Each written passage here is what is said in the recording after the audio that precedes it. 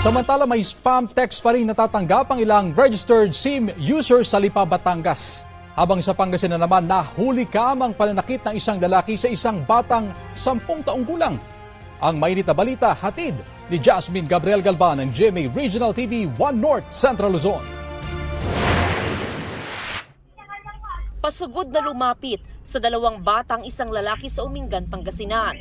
At sunod-sunod na pinagsampal ang 10 taong gulang na batang nakadilaw. Tumayo at lumayo naman ang kasama niyang bata.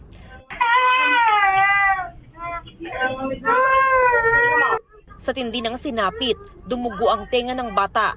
Ayon sa Umingan Police, tatay ng kalaro ng batang sumugod sa kanya. Nagalit daw matapos umanong agawin ng biktima ang laruan ng kanyang anak.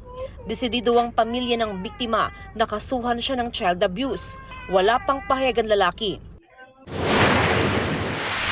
Patuloy raw na nakatatanggap ng mga text message mula sa hindi kilalang numero ang ilang taga-Lipa, Batangas.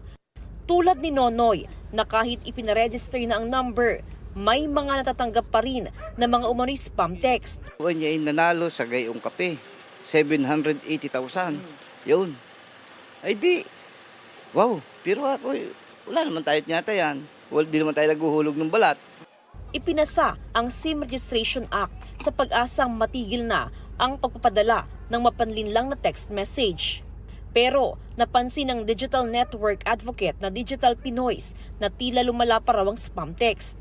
Ngayon, talagang ang dami pong nagsasabi na after nilang magpa-register ng SIM, talaga pong nakakatanggap na sila ng mga text scam, mga spam text.